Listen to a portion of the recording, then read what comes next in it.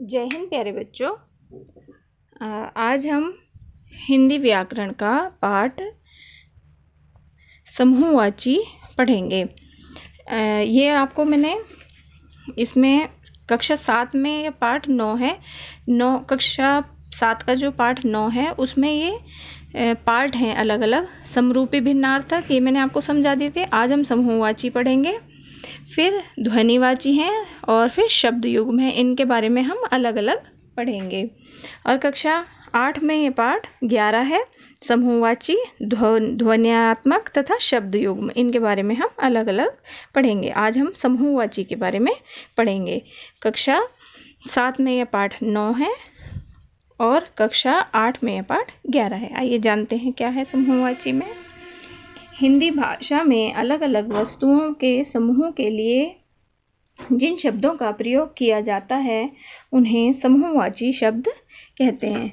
क्या है? हिंदी भाषा में अलग अलग वस्तुओं के समूह के लिए जिन शब्दों का प्रयोग किया जाता है उन्हें समूहवाची कहते हैं। जैसे फूलों का गुलदस्ता, चाबियों का गुच्छा, लोगों की भीड़, नोटों की गड्डी, लकड़ियों का गट्ठर, सेना की टुकड़ी, लताओं का कुंज, भेड़ बकरियों का रेवड़, भक्तों की मंडली, खिलाड़ियों की टीम, घुड़सवारों का दल, मिट्टी का ढेर, हाथियों का झुंड, मधुमक्खियों का छत्ता।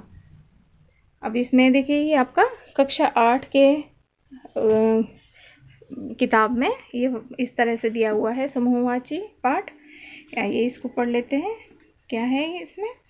आप जानते हैं रेत का ढेर हो सकता है, झुंड नहीं। भेड़ों का झुंड हो सकता है, ढेर नहीं। हिंदी में अलग अलग तरह के समूहों के लिए अलग अलग शब्द प्रचलित हैं। कुछ समूहवाची शब्द तथा उनके प्रयोग नीचे लिखे हुए हैं, इन्हें देखिए। जैसे गट्ठर, मजदूर लकड़ी के गट्ठर लाद रहे थे। गड्डी, लाला जी नोटों की गड्डी गिन रहे थे। ग्रोह, डाकुओं का ग्रोह पकड़ा गया। गुच्छा, बच्चे अंगूरों के गुच्छे उठाकर चल दिए।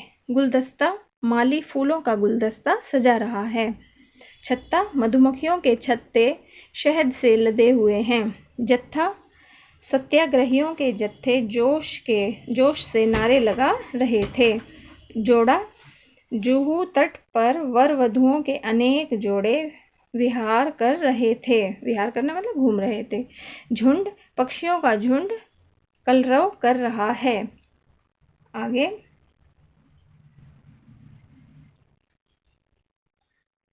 टुकड़ी, सेना की एक टुकड़ी संचलन कर रही है। ढेर, भूचाल से सड़कों पर मिट्टी का ढेर आ गिरा।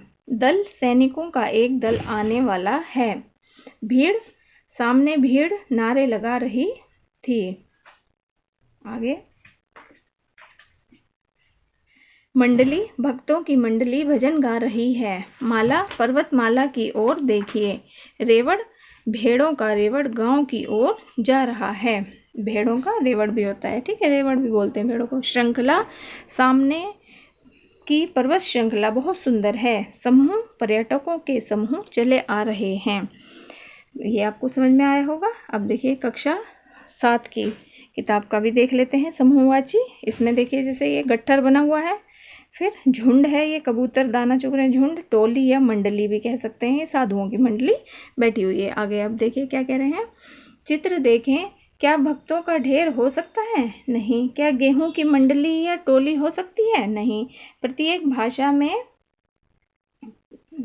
में तरह के समूहों के लिए भिन्न तरह के समूहों के लिए अलग अलग शब्द प्रचलित हो जाते हैं। हिंदी में कुछ समूहवाची शब्द इस प्रकार हैं।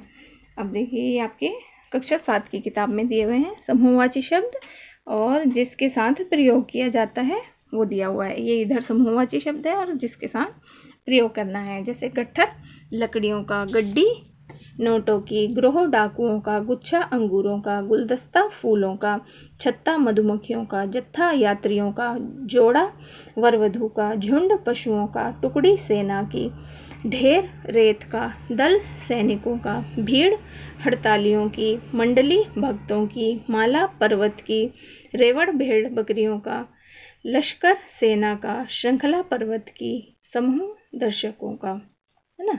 अब आशा करती हूँ आपको समझ में आया होगा, इसकी परिभाषा से आपको समझ में आ गया होगा समूहवाची शब्द किसे कहते हैं। धन्यवाद।